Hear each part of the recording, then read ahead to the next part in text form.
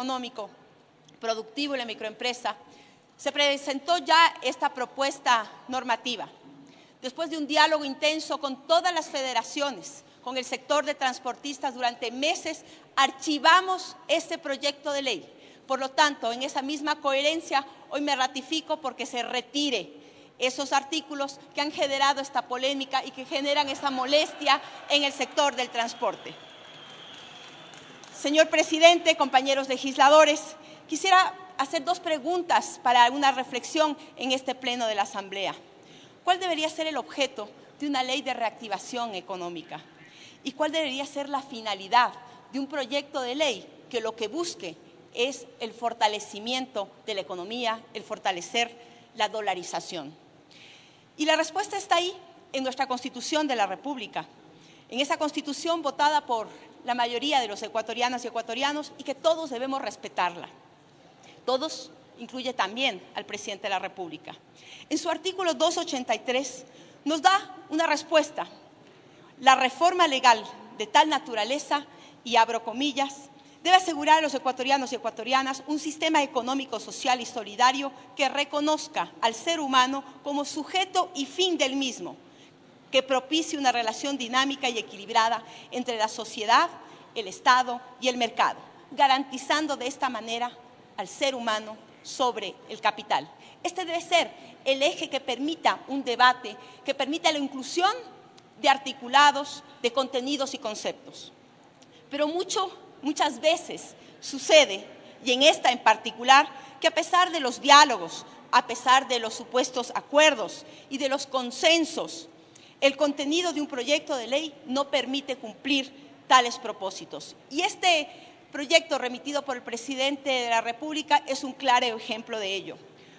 Por tal motivo, como que se ha señalado en este pleno, en el primer debate y seguramente hoy también en el segundo debate, este proyecto de ley presentado por el licenciado Moreno y por su equipo económico, por lo menos parte de su equipo económico, porque en el transcurso de la tramitación se ha venido desgranando, debió haber sido modificado. Y es lo que ha hecho responsablemente este legislativo. Y ya lo decía mi compañero de comisión, el asambleísta Henry Clonfre, esta es una ley que ha tenido una transformación fruto del debate legislativo, modificado en el 65% de su contenido. Y aquí es importante reflexionar por qué los miembros de la Comisión de Régimen Económico, de manera coherente, de manera mayoritaria, pues permitimos rehacer el proyecto de ley. ¿Por qué lo hicimos? Pensando en los ciudadanos que nos están escuchando, pensando en el país, pensando en todos los criterios que los diferentes sectores pues propusieron, argumentaron y debatieron en las diferentes comparecencias en la comisión. Quiero felicitar al equipo de la comisión, quiero felicitar al presidente de nuestra comisión, Pavel Muñoz, por el esfuerzo de sistematizar aquellas observaciones y por su comparecencia permanente en función del Ecuador, de los ecuatorianos. Lo hacemos para proteger los ingresos de aquellos ciudadanos que nos dieron el voto, a todos, a los 137 legisladores. Hemos, a través de este debate y de este proyecto de ley presentado y modificado, impedido que los ecuatorianos paguen impuesto a la renta sobre el 13º y 14º sueldo. Es un tema de derechos laborales. Aquí en este pleno se lo debatió. Impedimos que los ecuatorianos paguen impuestos por no tener cargas familiares. Aquí también se ha debatido y se ha argumentado largamente.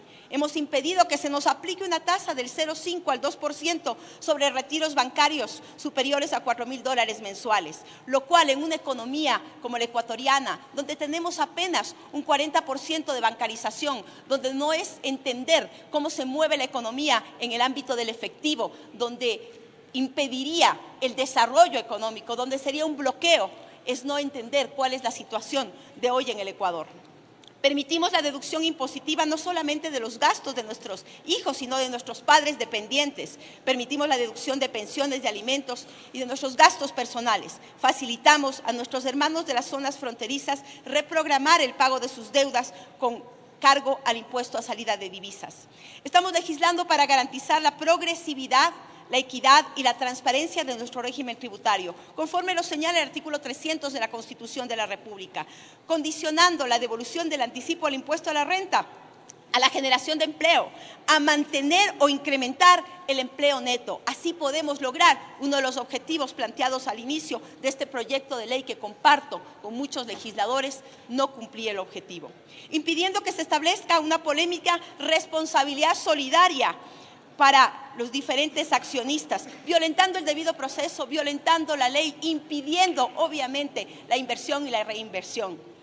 ¿Gravamos al capital? Claro que sí, es parte de nuestra política tributaria, es parte de nuestra política económica, fijando una tasa del 25% del impuesto a la renta para las grandes y medianas empresas que facturan más de $1 millón, afectando apenas al 0.2% y logrando proteger a la mayoría de los ecuatorianos y ecuatorianas. Fortalecemos al SRI también para que, haciendo justicia, pueda cobrar las deudas tributarias acumuladas por los grupos económicos en el país, porque esto también hay que señalarlo, esto también hay que decirlo y esto también hay que transparentarlo. 2.100 millones de dólares que deben ser cobrados, que son de todos los ecuatorianos, que permiten la generación de obra pública.